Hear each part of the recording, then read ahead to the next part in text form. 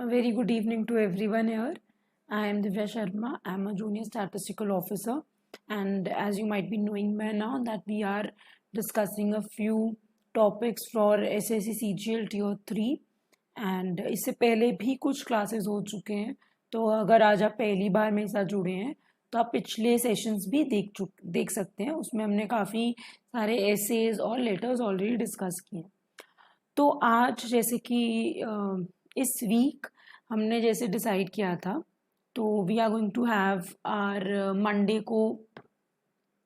Mondays we are going to have our essay writing. Wednesdays को we'll go for letter. इस week we'll do for informal letter. अब formal मैंने काफ़ी करवा दिए हैं, तो भी इनफॉर्मल.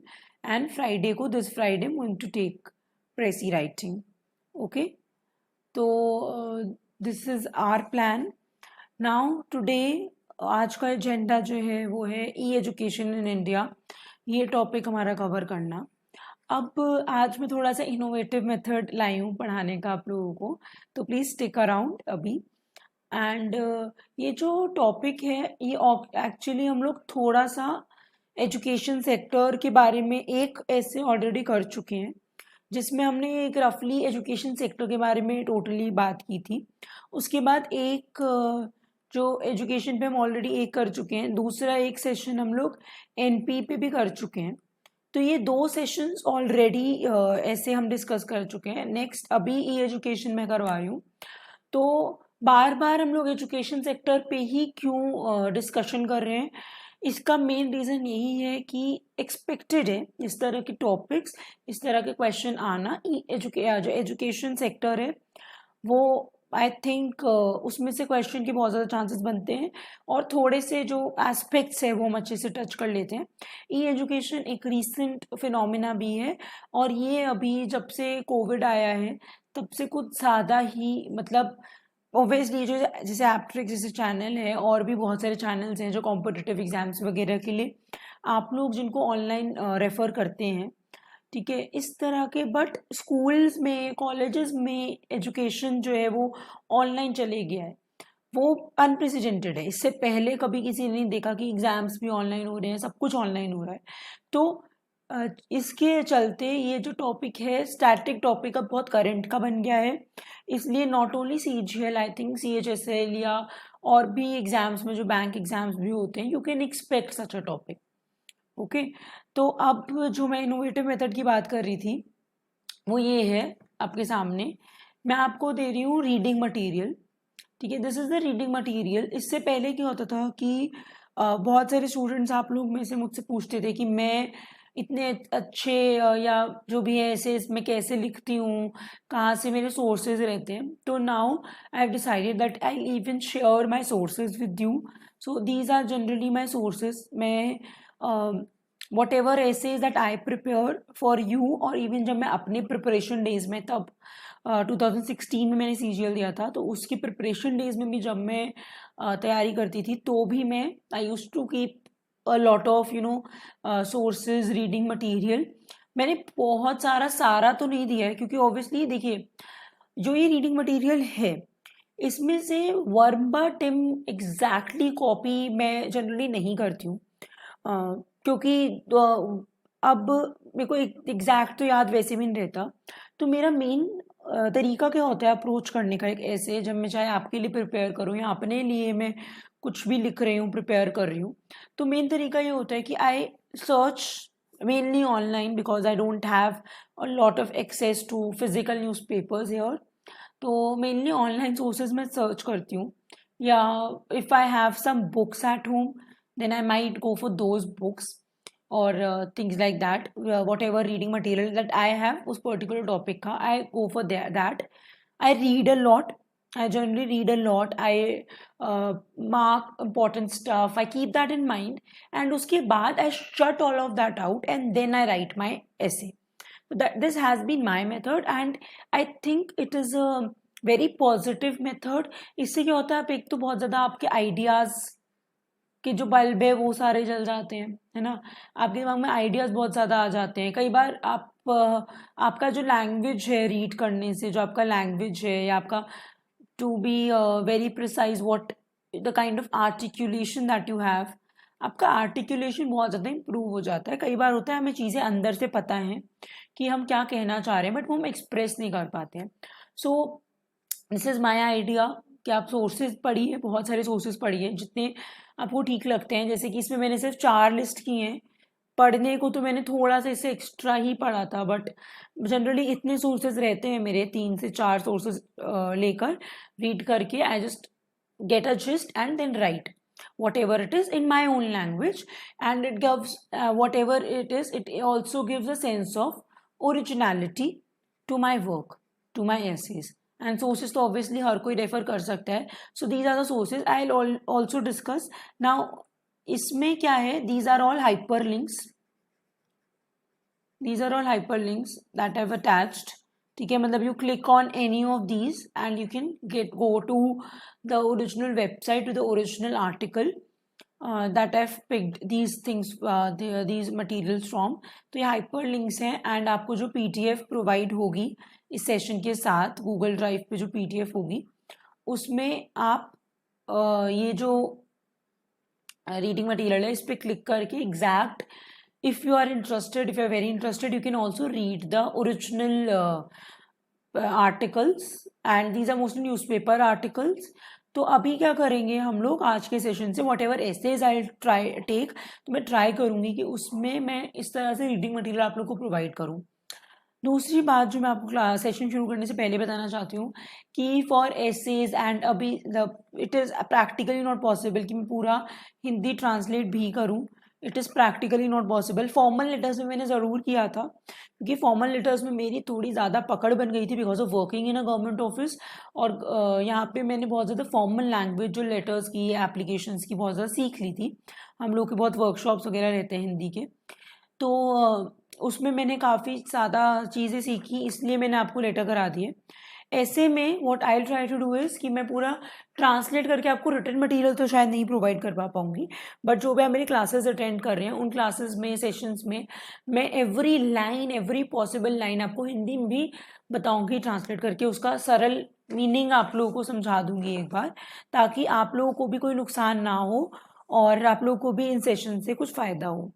अगर किसी आई एम श्योर कि जिन लोगों को हिंदी अच्छी आती है उन लोग को इंग्लिश तो पढ़नी ही पड़ेगी एग्ज़ाम के लिए, तो थोड़ा बहुत I think you can adjust. जो भी डिफ़िकल्ट वर्ड्स रहेंगे वो एनीवे मैं हिंदी में बता देती हूँ, पर बाकी बहुत ज़्यादा डिफ़िकल्ट वर्ड्स मैं अपने एसेज में प्रेफर नहीं करती यूज़ करना. ये मैंने पहले क्लास में भी बोला था आप लोगों को. नेक्स्ट जो है स्लाइड है, ये जो आपका फर्स्ट स्लाइड है, ये मैंने जो हमारा फर्स्ट लिंक है e learning in India, this was an article from the Hindu. Okay, ये एडिटोरियल आर्टिकल है and for you what I have done is, for you I have taken out some points from that article. ठीक है, इस article के जो major points थे ई education पे वो मैंने ली है. अब जैसे मैंने जो मैंने स्लाइड शो बनाया था तो मैंने फर्स्ट स्लाइड पे तो ये लिखा ही education in India. However it should be noted कि जो टॉपिक है, जो क्वेश्चन है, वो किसी भी तरह से फ्रेम किया जा सकता है. इसमें ऐसा सकता है कि what is the importance of E education, importance of E education in the modern times. Okay, importance of E education in modern era, और you can say post covid times. Okay, इस तरह के क्वेश्चंस यू कैन एक्सपेक्ट कि आ सकते हैं. तो मैंने question frame नहीं किया है, we are just discussing e education specially COVID के बाद का ही. और क्या आप इसको तरह से भी क्वेश्चन को फ्रेम कर सकते हैं, can E education replace traditional education, something like this, something on these lines it can always come. And तभी मैं आपको कह रही हूँ कि जो पिछले एजुकेशन वाला वीडियो था, जो न्यू एजुकेशन पॉलिसी वाला वीडियो था, और ये वीडियो अगर आपने वो पहले 2 वीडियोस नहीं देखे हैं तो please go back and watch those videos also after completing this lecture, ताकि you are able to connect the dots. Okay, you know a lot more about the education sector and you are able to write a more informed essay in your exam. Okay, तो ये जो है इसमें क्या है, equality of opportunity to all is one of the basic principles of our constitution. You know this कि जो equality of opportunity है, it is enshrined in our constitution. Okay, it is enshrined, it is a part, it is a basic principle कि हर किसी को एक opportunity मिले. और अगर हम इक्वलिटी ऑफ अपॉर्चुनिटी की बात करते हैं तो it also comes to the education sector. Even education sector में there should be equal opportunity to everyone.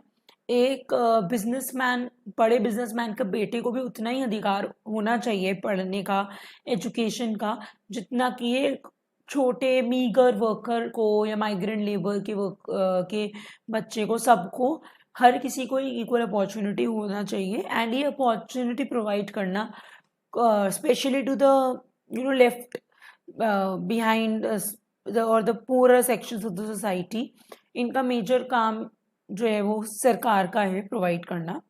तो ये बेसिक प्रिंसिपल है. उसके बाद an environment in which some are limited will always in reaction create conditions that prevent the full development of even of those who fancy they enjoy complete freedom of or unhindered growth. थोड़ा सा complicated line है. तो एक ऐसा environment, एक ऐसी जगह जहाँ पे कुछ लोग लिमिटेड हैं, कुछ लोगों की अपॉर्चुनिटीज लिमिटेड है, कुछ लोगों के रिसोर्सेज लिमिटेड है.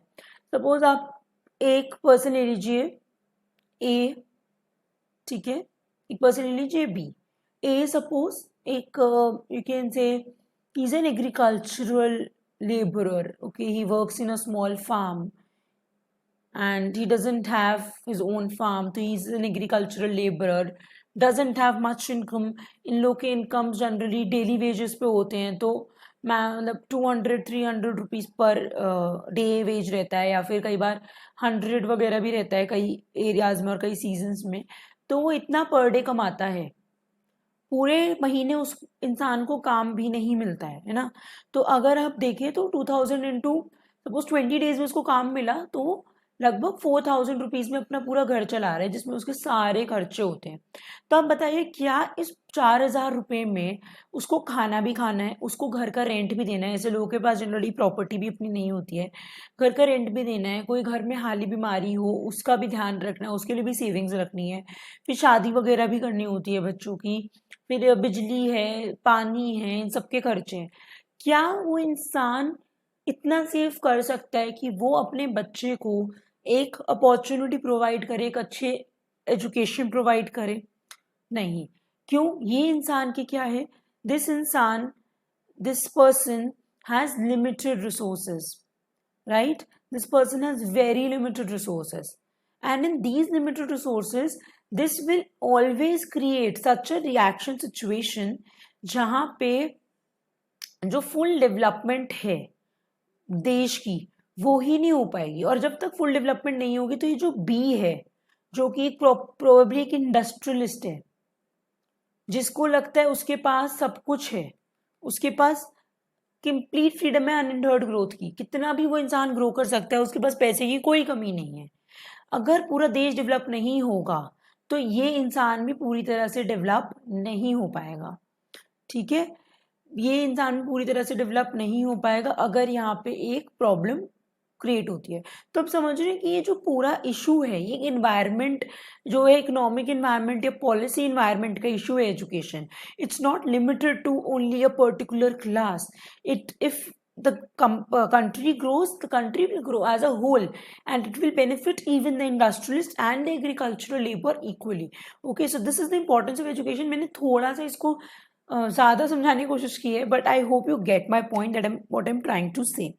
ओके, नेक्स्ट आता है कि COVID-19 pandemic has made rendered it extremely biased and faulty. Already जो ये सिस्टम था वो ऑलरेडी बहुत ज़्यादा बायस्ड है हमारा सिस्टम, और COVID-19 पैंडेमिक में बहुत ज़्यादा बायसनेस और फॉल्ट बढ़ गया है. वाई? बिकॉज जो ये डिवाइड था, एक गैप था हैव्स और हैव नॉट्स के बीच में, ये बहुत ज़्यादा बढ़ गया है, राइट? अभी एक छोटा सा एग्जांपल दे रही हूँ. जैसे कि मेरे बिल्डिंग में एक बच्चा रहता है, उसके फादर सर्जन है. वो आराम से लॉकडाउन हुआ और उसने अपना फ़ोन पे ऑनलाइन पढ़ना शुरू कर दिया. मेरे ही बिल्डिंग में जो मेरे सिक्योरिटी गार्ड है, उनकी फैमिली भी यहीं रहती है, उनके बच्चों के पास फ़ोन ही नहीं था, राइट? उनके पास फ़ोन ही नहीं था। उनका क्या है, इट इज़ सितंबर भी खत्म होने वाला है और उनकी कुछ पढ़ाई नहीं हो पाई है अभी तक, ठीक है? उनका पूरा साल, ऑलमोस्ट आप कह सकते हैं आधा साल वेस्ट हो चुका है। वो ऑलरेडी जो हैव्स हैं, जो मेरी बिल्डिंग पे सेकंड फ्लोर पे रहते हैं, उनसे वो जो हैव नॉट्स हैं ग्राउंड फ्लोर वाले, वो ऑलरेडी बहुत दूर हो चुके हैं। बहुत छोटा सा एग्जाम्पल है, आप समझने की कोशिश कीजिए। कोविड-19 पैंडेमिक के पहले तो फिर भी चलो ये था कि वो बच्चा एक बड़े प्राइवेट स्कूल में जा रहा है, कॉन्वेंट में जा रहा है, और वो बच्चे गवर्नमेंट स्कूल में जा रहे हैं और basic semi English, English Marathi medium में पढ़ रहे हैं। अब तो वो भी नहीं है, अब उनके पास वो भी सुविधा नहीं है। तो जो ये गैप है हैव्स एंड हैव नॉट्स का, वो बहुत ज़्यादा बढ़ गया है। सो three pertinent issues in this whole effort of online education and schemes that need serious consideration. So there are issues that we are going to discuss. First issue is exacerbation of inequality. सबसे पहली चीज़ है कि जो inequality है वो बहुत ज़्यादा बढ़ गई है, right? And any positive change that might come about will be a cumulative result of the development of capabilities and grit in individuals. जब भी किसी भी देश में एक पॉजिटिव चेंज की हम बात करते हैं, तो वो या तो वो हमेशा एक कैपेबिलिटीज और ग्रिट का जो आपकी क्षमता है काम करने की, उसके डेवलपमेंट पे बेस्ड होता है। COVID-19 shutdown has affected this opportunity for the poor even harder than their counterparts from the well-to-do sections of society. Right? So please try to understand this. Language is a little better, obviously, because it's from a professional, newspaper writer and all. तो थोड़ा सा हुआ है आपको इतना ज़्यादा, you don't have to get blown away by the language, but you to understand the points बहुत अच्छे रहते हैं। द हिंदू हो गया, द इंडियन एक्सप्रेस हो गया, लाइफ मिनट हो गया, इनमें बहुत अच्छे पॉइंट्स रहते हैं। Next is the pedagogical issues leading to bad quality education, teaching issues.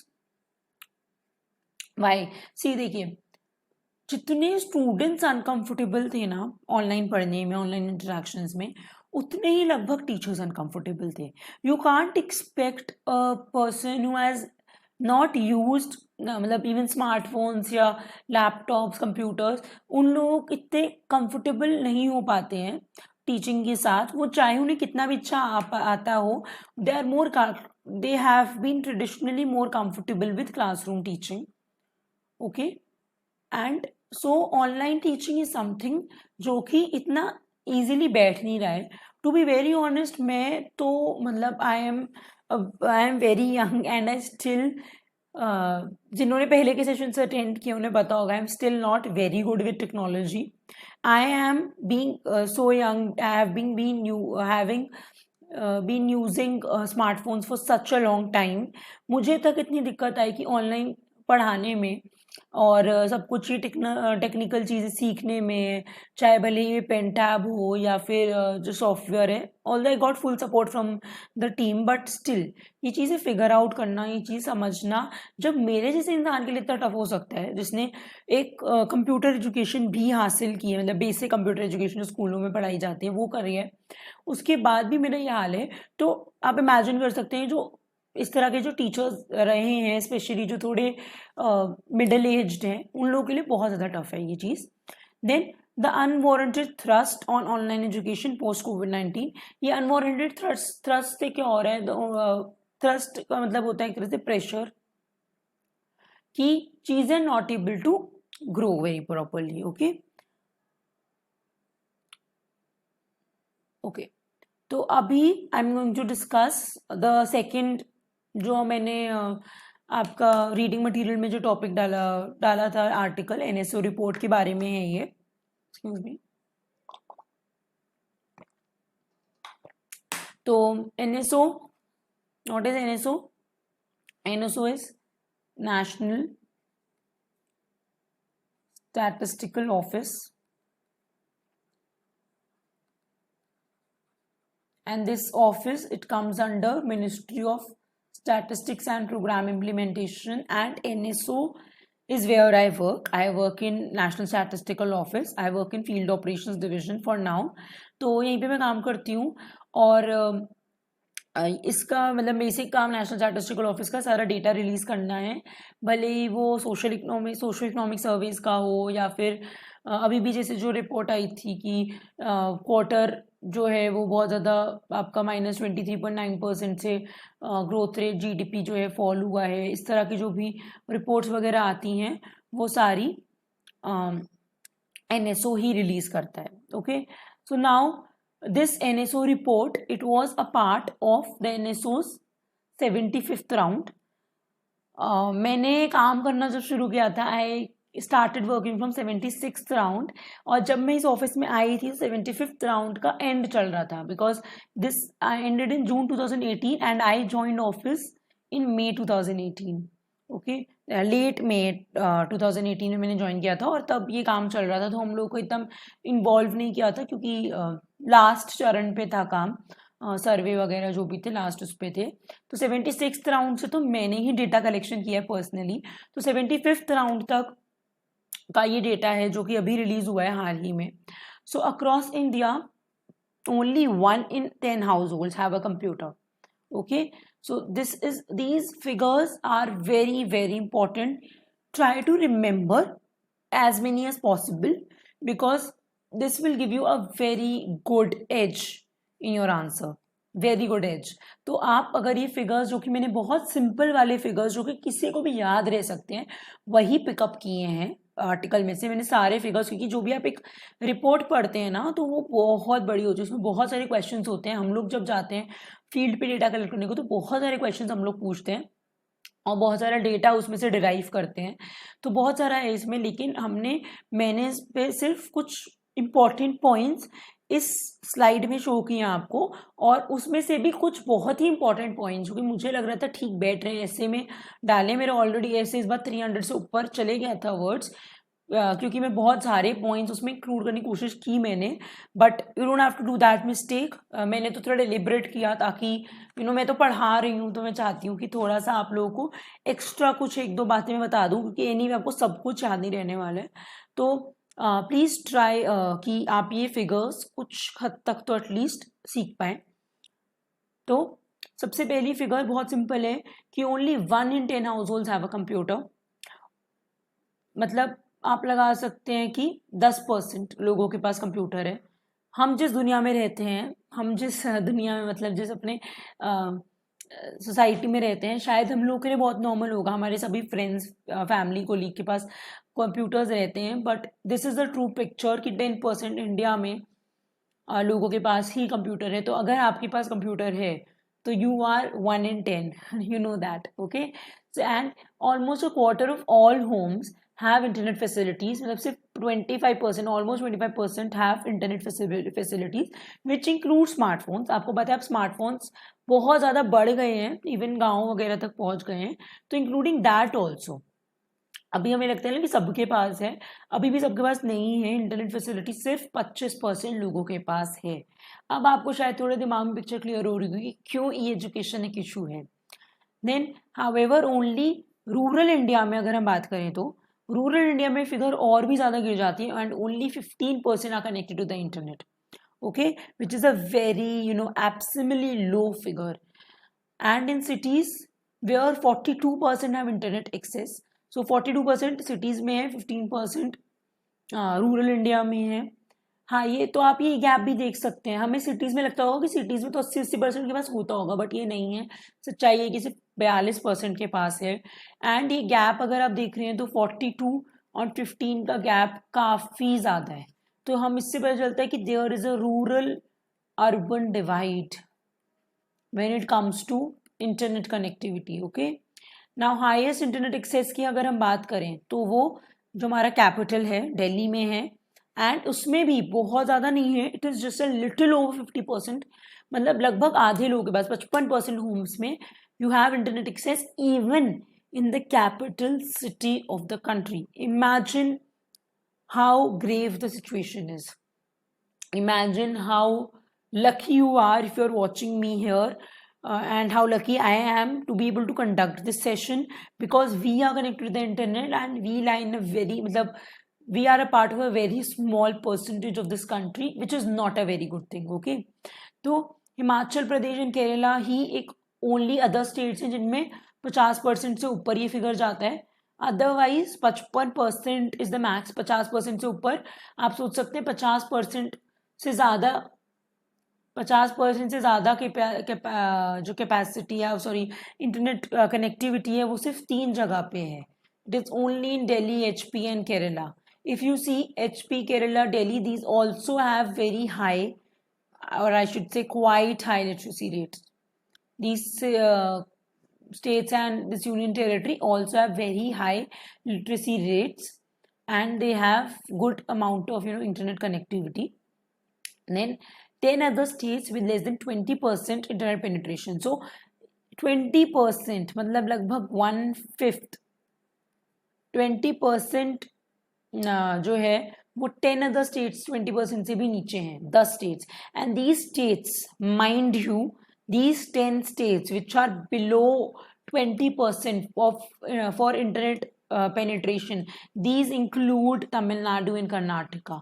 ये मैंने स्पेशली इसलिए ऐड किया because Tamil Nadu has many big cities like Chennai, like Karnataka is Mysore, like Tamil Nadu has Chennai, Coimbatore. I'm sorry if I'm pronouncing it wrong because अभी pronunciations change हुई and I'm not very good at pronouncing such names. Tamil Nadu में बहुत अच्छे अच्छे cities हैं, बड़े बड़े cities हैं। Then जो ये cities हैं ये सारे आप कह सकते हैं टेक्नोलॉजी हब्स हैं। एंड कर्नाटका तो आपको बताइए, बैंगलोर सबसे बड़ा, मतलब it's the software center of the country.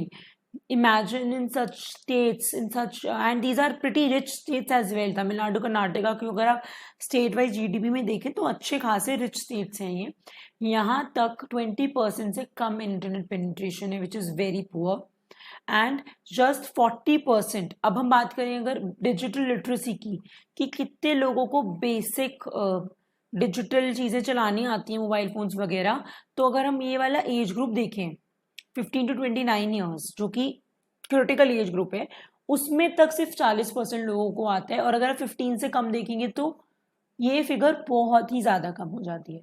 तो आप अगर 15 से 29 साल में इतना कम आता है तो आप इमेजिन कर सकते हैं कि 15 से कम में जो जिनसे हम एक्सपेक्ट कर रहे हैं, उनसे भी एक्सपेक्ट किया जा रहा है कि वो भी फ़ोन पे या लैपटॉप पे या कंप्यूटर पे पढ़ाई शुरू करें, क्या उनके पास वो ज्ञान है, लिटरेसी, डिजिटल लिटरेसी है या नहीं, we don't know, right? So this is another important aspect digital literacy का. Please try to remember this. I have worked really hard on preparing all of this and bringing to you these reports. So I hope you're paying all the attention to it and you are able to grasp a lot out of it. Next है the divided digital education. Again, I've given this is a hyperlink. You can click. तो सबसे पहली चीज़ है, I think this is an article from HT, right? This is from HT, if I'm not wrong. Then insurmountable task for teachers, again discussed. Intermittent internet connectivity, discussed. This is a new point that there are few frequent power cuts. Again, I'm going to discuss it with some figure in the essay. Data मैं इसके लिए भी लाई हूँ. इसके अलावा मैंने कहा ना, मैंने कुछ थोड़े बहुत वीडियोस भी देखे हैं ऑनलाइन यूट्यूब पे, जो अच्छे एजुकेटर्स हैं उनके भी वीडियोस देखे, उसमें से भी थोड़ा बहुत मैंने सीखा है कुछ.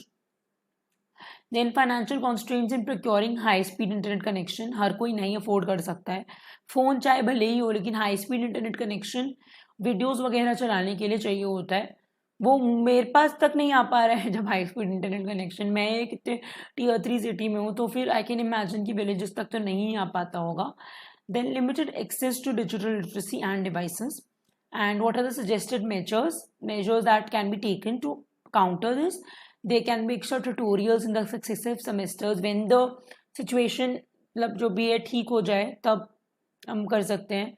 देन एक्स्ट्रा ट्यूटोरियल्स ले सकते हैं. Special teaching assistants in the form of student mentors for every students who missed out during the lockdown. उसके बाद जैसे होते हैं ना क्लास में, we get some peers to teach us, तो इस तरह का कर सकते हैं. Then you need urgent policy interventions to promote and ensure digital literacy among masses, because if you're wanting कि e-education becomes the future of the country, then obviously this has to be taken into consideration. And then insurmountable का मतलब बता दूं, जो आप चढ़ ना सकें ना, मतलब जैसे कहते हैं ना माउंटेन्स सरमाउंट करना, तो उस तरह से जिस चीज़ बहुत ज़्यादा बड़ी हो, जो बहुत डिफिकल्ट हो, उसके लिए यूज़ करते हैं हम ये word. Next is rough draft. जो एजुकेशन जो मैंने अपना ऐसे लिखा है वो मैंने सब पढ़ लिया, उसके बाद मैंने I just sit back and started typing what my rough draft would be. तो introduction I've kept very short, extremely short. In fact, one liner introduction रखा है। वाई? बिकॉज मेरे पास ये मैटर इतना ज़्यादा था, और ऐसे टॉपिक्स एग्जाम में भी आ जाते हैं कि यार टॉपिक देखा और ऐसा लगा कि इसमें बस इतना मैटर है, तो शुरू से ही मैं सोचूंगी इंट्रोडक्शन में बिल्कुल कट कर दूंगी। इंट्रोडक्शन में ही कट कर सकती हूँ, कंक्लूजन में भी इतना नहीं कर सकते हैं, क्योंकि कंक्लूजन में हमें कुछ ना कुछ वेज मेथड्स प्रोवाइड करने होते हैं। तो try to cut down in introduction part, don't beat around the bush, सीधा बॉडी में आप ज़्यादा कॉन्सेंट्रेट करेंगे और उसमें आपको ज़्यादा अच्छे मार्क्स मिलेंगे। तो हम लोग डिस्कस करेंगे फिर issues with online education, what is the digital device, what are the pedagogical issues, and what are the electricity problems, what about the costly data packs. Then students who don't get an environment to study, obviously जो school का environment होता है, school के environment में बहुत और भी चीज़ें सीखते हैं आप, टीम स्पिरिट सीखते हैं, अपने जो साथ के बच्चे होते हैं उनसे बहुत कुछ चीज़ें सीखते हैं। तो वो एक इन्वायरमेंट होता है, क्लासरूम का इन्वायरमेंट होता है, एक डिसिप्लिन होता है कि आपको सुबह इतने बजे जाना है, एक एक्टिविटी होती है, राइट? तो you need an environment to study. Then we will also discuss about the skewed gender distribution with the help of some data again, and then the problem of increased screen time, of which parents are completely complaining कि हमारा बच्चा पूरा दिन वही screen पे ही लगा रहता है। तो ये कुछ चीज़ें हैं, and then we'll conclude the answer, the essay with your the ways that you can make this a little better, make the situation a little better. Okay, I hope you're able to be with it, and please give us suggestions if you're comfortable or if you're liking this way, if you're liking me providing sources, teaching you from those sources and discussing something extra, not only from the viewpoint of essay but also from viewpoint of any other topic जो exam में आ सकते हैं, and your even your general knowledge. I think these things, these issues which are in the country, you should know these issues. आपको ये issues के बारे में पता होना चाहिए before you sit for a government exam. You're working for the people, right? After you're selected in the government, तो आपको ये चीज़ें पता होनी चाहिए, है ना? Being a responsible citizen also and being a future government servant also, you should know these things. तो एजुकेशन बहुत सिंपल रखा है मैंने, education is empowering and redefining. Empowering मतलब किस चीज़ का सशक्तिकरण करना, ठीक है, सशक्तिकरण। एंड रीडिफाइनिंग, कोई चीज़ दोबारा से डिफाइन करना, किसी का पूरा काया पलट कर देना। द कोरोना वायरस पैंडेमिक, महामारी ने इनकरेज किया है, has encouraged some sort of a permanent tilt. Tilt समझते हैं आप, जैसे कि एक झुकाव। टिल्ट मतलब एक झुकाव, झुकाव। If not a complete shift, पूरा शिफ्ट नहीं हो गया ऑनलाइन एजुकेशन से ट्रेडिशनल एजुकेशन पर, बट एक टिल्ट आ गया है towards in online education. Why? Because of this corona virus pandemic. I hope this line you are able to figure out and this helps you. बहुत ही conclusive है, बहुत ही सुंदर लाइन लगी, तो please learn such lines. Then first paragraph, the second paragraph technically, but first paragraph the body, we'll talk about digital divide. A recent NSO report shows that almost a quarter of all homes across India have internet facilities. In cities, 42% have internet access, while only 15% of homes in rural India are connected to the internet. Just 40% in the critical age group sorry, of 15-29 years have basic digital literacy. तो ये आप सोचेंगे मैंने बहुत ज़्यादा data भर दिया है, बहुत ज़्यादा डेटा नहीं है, इतना डेटा आप लिख सकते हैं, आपको याद रहना चाहिए, बहुत बेसिक चीज़ें हैं। Then Pew Research highlights the fact that only 24% of Indian population has a smartphone. Again, a very abysmally low figure. सिर्फ 1/4 जनता के पास स्मार्टफोन है, तो आप सोच सकते हैं Even in households that do have a smartphone, it is generally not available for each member of the many siblings in a family, which is a common sight in India. This huge digital divide exacerbates, or you can say that makes the worsens the already worsening inequality in the area of education. I'll just explain it a little. देखिए, पहली बात तो internet नहीं है, दूसरी बात devices नहीं है, स्मार्टफोन्स, कंप्यूटर्स, डिवाइसेस नहीं है. आपके पास इंटरनेट ही नहीं है इतना, सबके पास इंटरनेट नहीं है, सबके पास डिवाइसेस नहीं है, सबके पास डिजिटल लिटरेसी नहीं है. उसके बाद अगर मान लो ये दोनों चीज़ें सपोज हैं भी किसी घर में, तो एक नॉर्मल घर में अगर आप देखेंगे तो हद से जो एक lower middle class poor family होती है, उनके पास एक स्मार्टफोन रहेगा घर में, है ना. तो और बच्चे तो जनरली एक नहीं होते हैं, बच्चे ज़्यादा होते हैं, 2 से 3 बच्चे होते हैं. और अगर एक स्मार्टफोन है भी, तो अगर मेरे घर में एक बच्चा है और लेकिन मुझे ऑफिस जाना है, तो obviously I carry my phone with my self, right, and I can't leave it back. मेरा कई काम भी हो सकते हैं उसमें, एंड मेरे घर का बच्चा शायद वो ना पढ़ पाए, राइट. एक ऑटो ड्राइवर को इमेजिन करके देखें कि या एक ऊबर ड्राइवर को इमेजिन करके देखें, they need their devices along with them. And even if वो घर पे हैं, तो घर पे भी वो 2 बच्चों में या 3 बच्चों में कैसे डिवाइड करें कि इसको पढ़ना है उसको पढ़ना है. इसमें ये भी सिचुएशन आ जाती है कि अगर एक लड़का और एक लड़की हैं, तो हो सकता है कि पेरेंट्स, मतलब I am not blaming every one, but हो सकता है कि मोस्ट रूरल सोसाइटीज़ में पीपल विल प्रेफर कि अगर एक ही फ़ोन है तो वो लड़के को ही देंगे कि तू पढ़ दे पहले, राइट. तो इस तरह की जो इनइक्वालिटी है, सबसे पहले तो ये इनइक्वालिटी रूरल अर्बन में भी है, ये इनइक्वालिटी रिच एंड पुअर में भी है, और ये इनइक्वालिटी कहीं ना कहीं तक जेंडर में भी जाके मैनिफेस्ट होती है जी.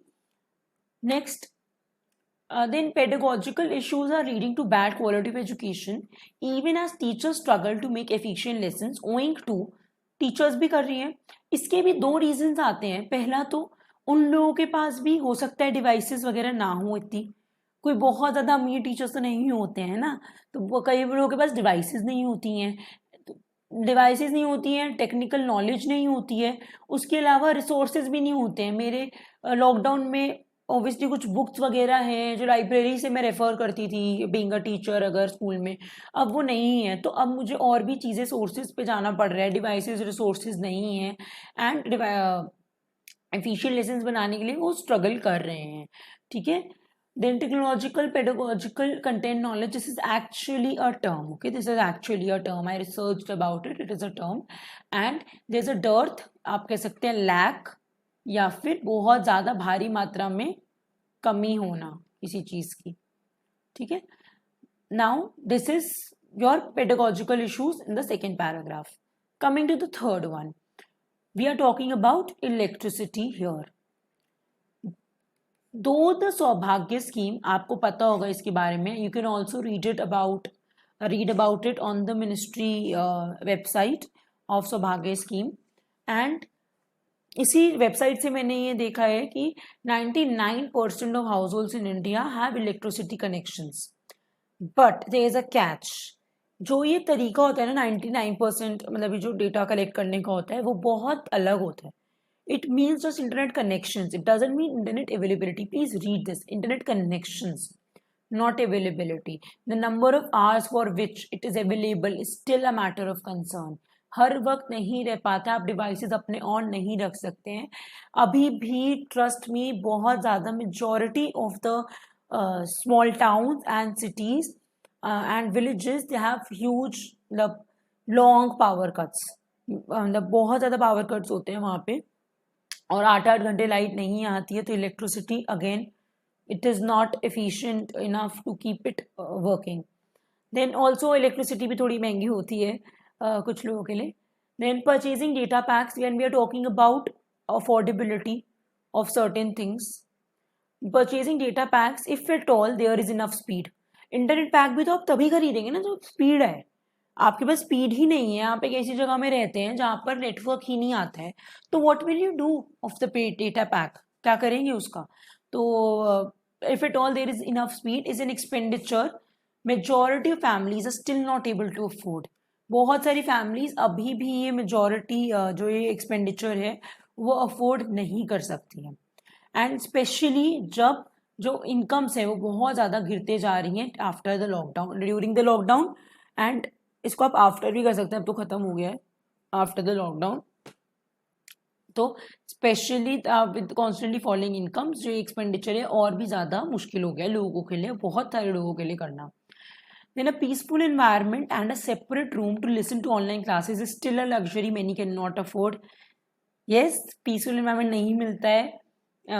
एक एक ही छोटे कमरे में मैंने कितनी बार देखा है, 12 बाय 10 के कमरे में भी 4-4 लोग रहते हैं। तो एक separate room to listen to online classes, to concentrate, to learn, to read, it is still a luxury for many, and बहुत लोगों के पास ये भी नहीं है।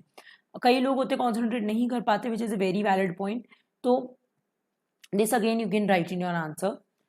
Only 33. Now we are talking about the gender divide. See, these are the issues जो आप normally नहीं सोचेंगे, but I think आपको सोचने चाहिए. Okay, only 33% of the internet users in India are women. 1/3. You can remember it like this. सिर्फ 1/3 of the total users are women. 2/3 कौन है? Men है. तो 1/3 के पास आप देख सकते हैं सिर्फ दो टोटल विमेन जो हैं उनके पास, उनमें से 2/3 के पास बिल्कुल इंटरनेट है ही नहीं एक तरह से।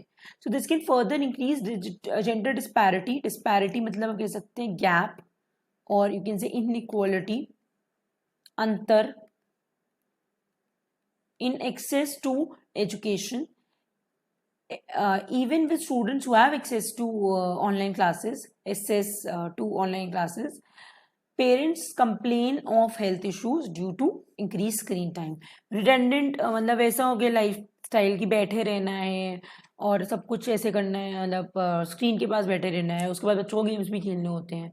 तो ये सब चीज़ें की वजह से पेरेंट्स भी कंप्लेन कर रहे हैं कि आँखों में प्रॉब्लम हो रही है, पीठ में प्रॉब्लम हो रही है, ये सब। ठीक है, तो और भी रूटीन्स बच्चों के बिगड़ गए हैं थोड़े। उसके अलावा ये भी है कि एक छोटे बच्चे से आप, मैंने मेंशन नहीं किया बट एक जनरल बात मैं आपसे डिस्कस कर रही हूँ कि एक छोटे बच्चे से आप उम्मीद नहीं कर सकते कि उसमें इतना ज़्यादा कॉन्सेंट्रेशन पावर हो, कि उसके हाथ में एक डिवाइस हो और वो डेलिबरेटली मतलब वो एजुकेशन ही देखे जब तक उसका बहुत ज़्यादा इंटरेस्ट ना हो। Generally they move to they get distracted very easily, बच्चे स्पेशली, और बड़े भी, मैं क्या ही बोलूँ, इंस्टाग्राम और ये सब इतना सब कुछ जब ऐसा रहता है कि आप एडिक्टेड हो जाते हैं। इससे मुझे ज़्यादा एक मोबाइल एडिक्शन पे भी एक ऐसे हम ऑलरेडी कर चुके हैं, सोशल मीडिया एडिक्शन पे, तो वो भी आप देख सकते हैं। तो इसमें हम लोग जो है वो डिस्ट्रैक्शन अवॉइड करना स्टूडेंट्स के लिए बहुत ज़्यादा टफ रहता है। Then extra tutorials in the successive semesters, and this is the conclusion what can be done. Extra tutorials in successive semesters and special teaching assistants in the form of student mentors for every student who missed out during the lockdown can be path-breaking measures. Urgent policy interventions to promote and ensure digital literacy among the masses are needed so that the have-nots are not pushed to the periphery of the education system. Please try to end at least your essay with a very powerful line like this one. ठीक है, among the masses so that are needed so that the have-nots are not pushed to the periphery of the education system. Most of the sentences that I've used in the essay are my originals, but some I've taken some inspiration from the other articles as well.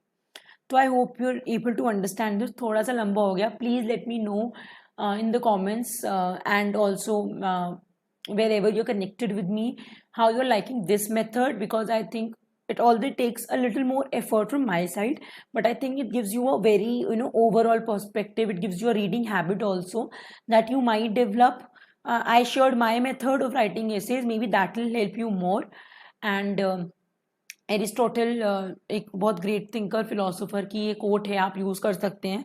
मेरे पास इसमें इतना space नहीं था coat use करने में, इसमें किया नहीं डिलिबरेटली। तो education is an ornament in prosperity and a refuge in adversity. किसी प्रोस्पेरिटी के टाइम पे देखो, एजुकेशन एक ऐसी चीज़ है जो हर जगह नीडेड है। अगर आप जब बहुत ज़्यादा खुशहाल हैं, उस केस में भी एक आपका ज्वेलरी या ऑर्नामेंट की तरह काम करेगी, आपका आभूषण की तरह काम करेगी एजुकेशन। और अगर आप बहुत ज़्यादा परेशान हैं, दुख में है, एडवर्सिटी में है, बहुत दुख भरी आपकी ज़िंदगी है, उस केस में रिफ्यूज की तरह काम करेगी, क्योंकि एजुकेशन एक ऐसी चीज़ है जो आपको एडवर्सिटी से लाकर बाहर कहीं खड़ा कर सकती है अपने पैरों पर। ठीक है, तो आई होप यू अंडरस्टैंड दिस।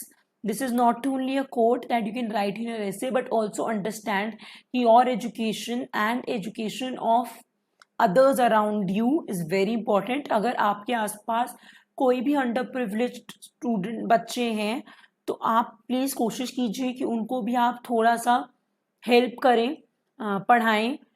जो लोग अभी लॉकडाउन में, स्पेशली जिन लोगों के पास फ़ोन्स वगैरह नहीं हैं, जैसे मेरे सिक्योरिटी गार्ड के बच्चे हैं, मैं उनको भी कभी हेल्प करती हूँ पढ़ाने में।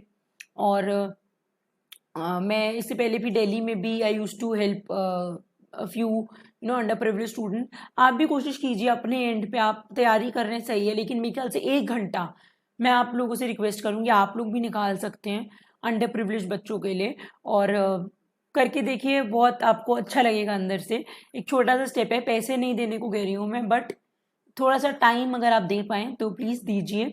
उनकी एडवर्सिटी में you can become a refuge. Okay, so that's all about today's session.